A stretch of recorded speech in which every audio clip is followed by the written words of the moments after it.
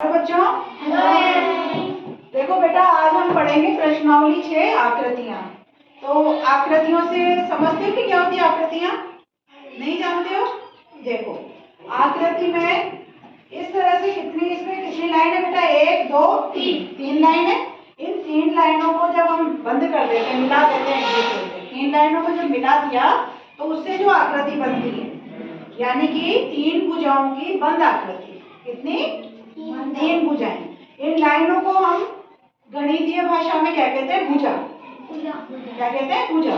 तो 3 भुजाओं की बंद आकृति कैसे खुल रही है? क्या ये नहीं खुल रही ना? तो ये 3 भुजाओं की जो बंद आकृति है, इसको हम क्या कहते हैं बच्चों? त्रिभुज। देखो ये आपके सामने त्रिभुज है ना, त्रिभुज। इसकी तीनों भुजाएं बंद है ना, कहीं से खुल नहीं रही ना। 3 भुजाएं, 1 2 और 3 भुजाओं की बंद आकृति को त्रिभुज कहते हैं। अच्छा, आपने त्रिभुजाकार आकृति की कोई चीज देखी है क्या? वस्तु देखी है? क्या क्या देखी है बताओ? समोसा। अरे वाह, समोसा भी देखा है। और अच्छा, मम्मी जो पराठा बनाती है आपके, पराठा भी तो तिकोना होता है ना। पराठा होता है, समोसा होता है, और जो जोकर की टोपी होती है वो भी त्रिभुजी होती है ना, वो भी त्रिकोणी होती है ना। आपके जो बर्थडे वगैरह पे जो टोपी पहनते हैं वो भी त्रिभुजाकारी होती है। तो ये त्रिभुजाकार आकृति, 3 भुजाओं की बंद आकृति को हम क्या कहते हैं बच्चों? त्रिभुज कहते हैं। इसके बाद देखो ये चौकोर आकृति कैसी है? चौकोर और बंद है ना, कहीं से खुली हुई नहीं है ना, बंद आकृति है और चौकोर आकृति है। तो 4 भुजाओं की जो बंद आकृति होती है वो क्या कहलाती है? हमारी आयत। क्या कहलाती है बच्चों? आयत। अब देखो ये एक और आकृति है, ये भी 4 भुजाओं की है और बंद भी है। ये भी 4 भुजाओं की आकृति है, बंद है, और ये भी 4 भुजाओं की आकृति बंद है। अब दोनों में अंतर क्या है बताओ? ये चौकुट है और वो लंबा है। हाँ, ये देखो यूं ऐसे लंबा जा रहा है ना, और इसमें कहीं से ऐसा कुछ लगेगा, यानी कि इसकी चारों भुजाएं क्या है? बराबर है। इस आकृति में चारों भुजाएं बराबर है। चारों बराबर भुजाओं की जो बंद आकृति है इसको हम कहते हैं वर्ग। और ये जो 4 भुजाएं, इसमें देखो आमने सामने की जो भुजाएं हैं वो बराबर है। ये दोनों बराबर है और ये दोनों बराबर है, जबकि इसकी चारों भुजाएं बराबर है। तो आमने सामने की जो भुजाएं बराबर होती है और 4 भुजाओं की बंद आकृति होती है उसको हम क्या कहते हैं बच्चों? आयत। और बराबर 4 भुजाओं की बंद आकृति को कहते हैं हम वर्ग। याद रहेगा। यहाँ पे देखो आपका ये रहा आयत है ना, ये आयत। अच्छा, आयत के और भी आपके पास में बहुत सारे सामान होते हैं, बताओ क्या क्या? बॉक्स। आपका जो पेंसिल बॉक्स होता है वो भी आयताकार होता है, और ये जो हमारा ब्लैक बोर्ड है ये भी आयताकार है। रबड़ भी होता है। हाँ, रबड़ भी होता है। ये जो टेबल है, टेबल भी आयताकार है। और आपका देखो ये जो किताब है, खिड़की भी तो है। किताब भी आपकी आयताकार है ना। कॉपी भी है। यस। तो ऐसे आयताकार आकृति आपने काफी देखी है, ईंट भी देखी है, टिफिन भी है, ईंट भी है, माचिस भी है, बोर्ड भी है, मोबाइल भी है। यस, बहुत सारी चीजें आपके आसपास, मोबाइल भी है। तो काफी आपके आसपास चीजें आप देखते हो जो आयताकार आकृति की होती है। अच्छा, ये तो आयताकार तो आपने बहुत सारी बता दी मुझे। अब बताओ इस आकृति की कौन सी वस्तु देखी है आपने जो वर्गाकार हो, जिसकी चारों भुजाएं बराबर हो? ऐसी कोई आकृति मतलब वस्तु देखी क्या आपने? Carrom board. ठीक है। Carrom board. लूडो में क्या होता है? लूडो में वो जो गोटी होती है ना, पासा होता है, पासा जिससे आप खेलते हो कि कितना नंबर आया, तो वो जो पासा होता है ना, वो बिल्कुल आपका सही कहा आपने, पासा वर्गाकार होता है। ठीक है, कैरम बोर्ड होता है। और लूडो की जो पासा होता है वो होता है। और एक और चीज होती है चौक का जो डिब्बा होता है, है ना, चौक का डिब्बा भी आपका वर्गाकार होता है। तो ये वर्गाकार की मैंने आपको वस्तुएं बता दी, आयताकार बता दी, त्रिभुज बता दी। अब आप देखो ये क्या है? एकदम आपकी चूड़ी, मम्मी चूड़ी पहनती है ना, तो चूड़ी जैसी आकार है कि नहीं है? है ना, चूड़ी जैसा आकार। थाली भी गोल होती है ना। मम्मी जी की रोटी गोल, पापा जी की पैसे गोल, और दादाजी की ऐनक गोल होती है ना। तो देखो कितनी सारी चीजें गोल होती है। जो पैसा होता है भी गोल होता है, रोटी भी गोल होती है ना। तो ये जो गोल आकृति होती है बेटा, ये क्या कहलाती है? हमारी व्रत, है ना। ये क्या कहलाती है? व्रत, व्रत कहलाती है। अब इनके अलावा कुछ आकृति और होती है, ठीक है। ये आकृति तो आपने जान ली कि जो त्रिभुज है, 3 भुजाओं की बंद आकृति, 4 भुजाओं की बंद आकृति आयत हो गई, 4 भुजाओं की बंद आकृति जिसकी चारों भुजाएं समान है वो वर्ग हो गई, और गोल आकृति हमारी वृत्त हो गई। इनके अतिरिक्त बेटा एक होती है आकृति हमारी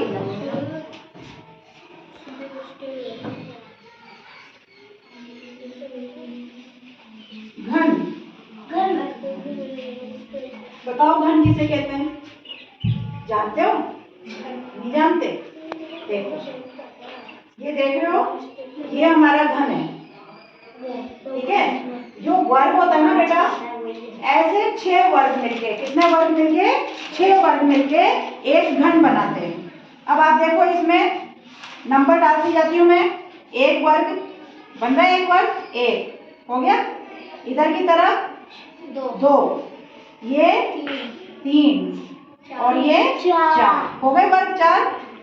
अब तो ये नहीं कर, एक आ गया है ना। अब ये वाला 5 उसके पीछे 6 और ये 6। देखो 6 वर्ग बने ना, तो 6 वर्ग मिलके क्या बन गया? एक घन, है ना। 6 वर्ग मिलके क्या बना? एक घन। तो आपसे जब भी कोई पूछे कि बताइए घन में कितने वर्ग होते हैं, तो आप क्या बताएंगे? 6। अगर आपको समझ में नहीं आ रहा हो तो आप अपने सामने कोई भी वस्तु लेके उसको गिन के आप देख सकते हो, है ना। तो ये हमारे 6 घन होते हैं। इसमें घन के अंदर 6 वर्ग होते हैं। अच्छा, इस आकृति को हमें अगर खोलना पड़े कागज के ऊपर, इस आकृति को यदि मैं कागज के ऊपर खोलूं तो कैसी दिखेगी, है ना। तो वो मैं आपको अभी इस पे बोर्ड पे बना के दिखाती हूँ, ठीक है। तो बच्चों, ये जो हमने घन देखा जिसमें कितने वर्ग थे? 6। अब अगर हमें इस घन की जो आकृति है, इस आकृति को कागज के ऊपर खोल के दिखाना हो, कि इस घन को हमें कागज के ऊपर खोल के दिखाना हो, तो हम कैसे खोल के दिखाएंगे? तो देखो यहाँ पे जब इसको अपन खोलेंगे ना, तो इसके 6 वर्ग, है ना। 1 2 3 वर्ग तो ये हो गए, और 4 5 6 हो गए ना। 6 वर्ग, कितने वर्ग हो गए? 1 2 3 4 5 6 बन गए 6 वर्ग। और ये जो घन वाली आकृति है वो खुल के कैसी बन गई? इस तरह की, ये वाली आकृति है ना। ये घन वाली आकृति जब खुलेगी तो इस तरह की बन जाती है। तो आपको भी आना चाहिए कि किस तरह से जब आपसे पूछा जाए कि बताओ घन वाली आकृति को खोल के बताओ कैसा लो, तो आपको घन वाली आकृति को खोल के दिखाना आना चाहिए जिसमें सारे घन बने हों, जिसके सारी भुजाएं समान हो, ठीक है बच्चों। एक घन में कितने वर्ग हुए? 6। जब हम घन को खोल के देखते हैं तो किस तरह की आकृति बनती है कागज के ऊपर? इस तरह की। अब ये जो आयत है, इस तरह के 6 आयत मिलके कौन सी आकृति बनाते हैं? घनाभ, है ना। इस तरह की घनाभ वाली आकृति। देखो इसमें कितने आयत हैं? 6। कैसे? 1 2 3 और 4 हो गए। अब इधर की तरफ वापस 1 आ गया, तो अब यहाँ पे नहीं है ना, खाली है। 5 और 6, अब कोई सा भी खाली नहीं है, सब तरफ हो गए। यानी कितने इसमें आयत है? 6 आयत है। तो इस तरह की 6 आयत वाली जो आकृति होती है, 6 आयत से मिलकर जो आकृति बनती है या वस्तु बनती है, उसको हम कहते हैं घनाभ। क्या कहते हैं? घनाभ। तो ये घनाभ का देखो हमने खोल के, जब हम घनाभ को कागज के ऊपर खोल के दिखाएंगे कि किस तरह से बनाएंगे इसका चित्र कागज घनाभ को, तो किस तरह से बनेगा? इस तरह से बनेगा कि 3 आयत एक लाइन में, ठीक है, और इस तरफ से 4 आयत। अब इनको देखो गिनते हैं, 1 2 3 4 5 6। तो कितने आयत हो गए? 6 आयत हो गए। तो 6 आयत से मिलके जो आकृति बनती है वो क्या होती है? घनाभ वाली आकृति होती है ना। इस तरह की जो आकृति बनती है वो घनाभ की आकृति बनती है। अब इसके बाद में एक और आकृति आती है बेटा, ये वाली। देखिए ये आकृति घर पे भी देखी होगी, बताओ कहाँ देखी है? जब मम्मी रोटी बनाती है तो किससे बनाती है? बेलन से। बेलन से बनाती है ना, ऐसा ही होता है ना बेलन। तो इस आकृति को हम कहते हैं बेलनाकार आकृति। है ना, बेलन जैसी आकृति, बेलनाकार आकृति। तो इस बेलनाकार आकृति को जब हम खोलते हैं कागज पे, ठीक है, इस बेलनाकार आकृति को जब हम कागज पे खोल के दिखाते हैं तो वो कैसी दिखती है?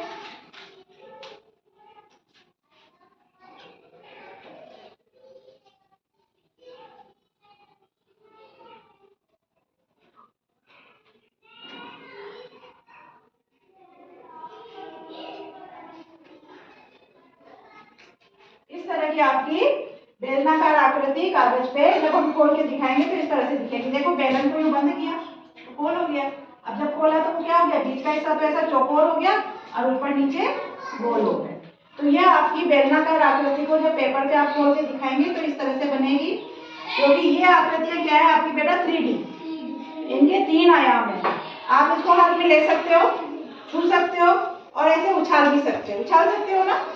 लेकिन ये जो कागज पे बनी हुई आकृति है इनको उछाल सकते हो क्या? नहीं। हाथ में ले सकते हो क्या? तो आप जिन आकृतियों को हाथ में नहीं ले सकते, आप सिर्फ कागज के ऊपर छू सकते हो, इन आकृतियों को तो हम क्या कहते हैं? द्विआयामी आकृति, 2D, है ना। कौन सी आकृति कहलाती है ये? 2D आकृति, है ना।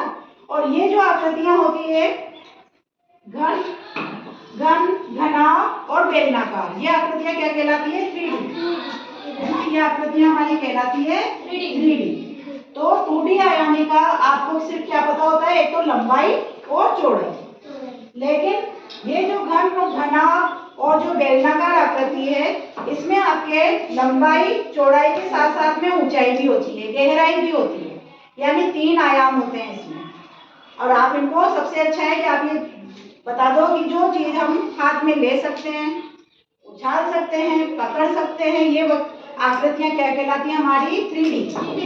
और 2D आकृति जो कागज के ऊपर बनती है। अब जैसे ये वृत्त है, वृत्त क्या है? पेपर पे बनता है। लेकिन अगर आप गेंद होती है, गेंद देखी आपने? गेंद कैसी होती है? एकदम ठोस, ठोस होती है ना। उस गेंद को आप उछाल भी सकते हो, हाथ में भी ले सकते हो, तो उसे हम क्या कहते हैं? गोला। क्या कहते हैं? गेंद को गोला। वो आकृति कहलाती है हमारी गोला। और ये होता है वृत्त जो कागज पे बनता है। 2D आकृति ये क्या है? वृत्त। और जो गोल आकृति गेंद होती है वो क्या होती है? गोला। ठीक है। तो ये थी बेटा आपकी आकृतियां। अब इस प्रश्नावली के अंदर जो सवाल आए उनको हम इसके बाद में हल करेंगे। ठीक है, ये आपको समझ में आ गया? सबको आया समझ में? गुड। प्रकार देखा है आपने सबने? जब आप प्रकार के अंदर पेंसिल को ऐसे फिट करते हो, ठीक है, उसके बाद में आप प्रकार के लिए एक नुकीला भाग होता है ना, उसको रखोगे बीच में और पेंसिल वाला भाग यहाँ, है ना। फिर यहाँ से आपका ये गोला बनता है वो, ठीक है। तो बिल्कुल गोल आकृति बन जाती है ना। तो इस तरह से जब हम जहाँ पे बीच में उसका नुकीला भाग रखते हैं, मैं यहाँ पे एक गोला बना के आपको दिखाती हूँ। और यहाँ पे हम नुकीला भाग रखते हैं कहाँ तक? बिल्कुल बीच में। वहां से हम चारों तरफ जो उसको पेंसिल को घुमा के गोला बनाते हैं, तो ये गोलाकार आकृति बन गई। क्या बन गया? ये वृत्त। और ये जो बीच में जो बिंदी गई जहाँ पे हमने नुकीला भाग रखा था प्रकार का, ये क्या कहलाता है? हमारा केंद्र, है ना। इसको कहते हैं हम केंद्र। अब इस केंद्र से बेटा जो हमारी पेंसिल जहाँ से गोला बना रही थी, जो इसकी जो ये बाहर की जो पूरी लाइन बनी गोला बना, इसको इसके किसी भी जगह से जहाँ पे भी हमने पेंसिल रखी वहां से इस तक लाइन जो खींचते हैं हम, चाहे इधर खींचे, चाहे इधर खींचे, चाहे इधर, चाहे इधर, कहीं पर भी, ठीक है। तो यहाँ केंद्र से लेके और ये जो बाहर का जो हिस्सा है ना, इसका पूरा गोल, इसको हम कहते हैं परिधि।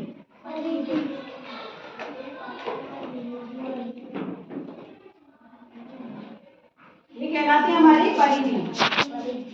अब इस परिधि से, केंद्र से लेकर परिधि तक जो हमने लाइन खींची, ये क्या कहलाती है? हमारी त्रिज्या।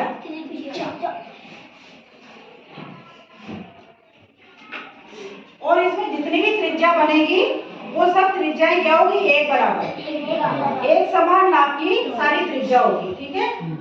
अब यहाँ पर आपके आ जाता है बेटा, मैं इसको मिटा के आपको दोबारा बताती हूँ। यहाँ पे अंदर का केंद्र आपको समझ में आ गया। ये तो थी हमारी त्रिज्या। ठीक है, अब यहाँ से मान लीजिए मैं इस त्रिज्या को और आगे बढ़ा दूं इधर की तरफ, तो ये जो पूरी लाइन होगी ना गोले में केंद्र से गुजरती हुई, इस लाइन को हम क्या कहते हैं? व्यास। क्या कहलाती है ये?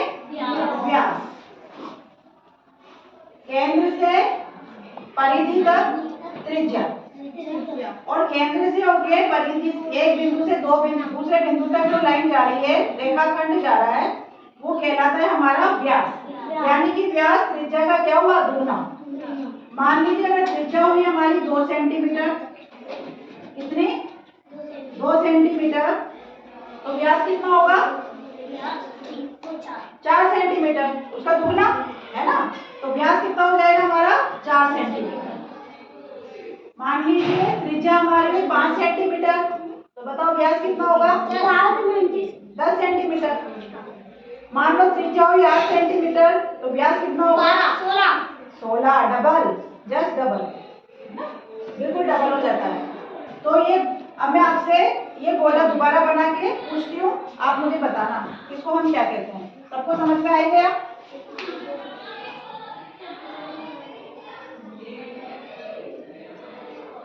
बताओ कौन सी आकृति बनी है?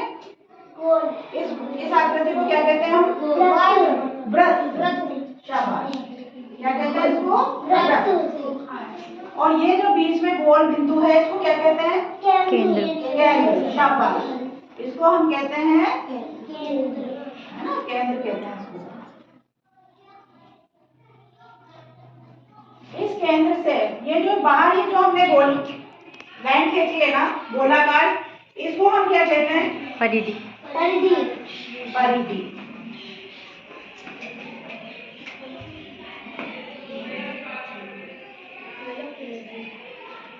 अब इस केंद्र से लेके परिधि तक की लाइन को हम क्या कहते हैं? कौन बताएगा? त्रिज्या। त्रिज्या है ना, गोल, इसको कहते हैं हम त्रिज्या। और इस केंद्र से होके इस, चलो ये तो त्रिज्या हम यहाँ से ले लेते हैं ना, यहाँ से लेके यहाँ तक केंद्र से होके जो रेखाखंड गुजर रहा है, इस परिधि के एक बिंदु से लेके दूसरे बिंदु तक केंद्र से होकर जब गुजर के जाता है, तो इस लाइन को हम क्या कहते हैं? रेखाखंड को। वेरी गुड, बहुत बढ़िया। व्यास। सबको समझ में आ गया? ठीक है, अब ये बताओ क्या ये वृत्त के अंदर बनी हुई सभी त्रिज्याएं समान आकार की होती है? समान लंबाई की होती है? Very good. अब ये बताओ क्या व्यास त्रिज्या का आधा होता है क्या? नहीं। फिर क्या होता है? डबल। दुगना। है ना? व्यास त्रिज्या का क्या होता है? दुगना। मान लीजिए अगर हमारी त्रिज्या 3 सेंटीमीटर की है, तो व्यास कितना होगा? 6 सेंटीमीटर का, है ना? अब हम इस प्रश्नावली के कुछ प्रश्न जो हल करते हैं, ठीक है? क्वेश्चन पूछूंगी, आप बताएंगे, ठीक है?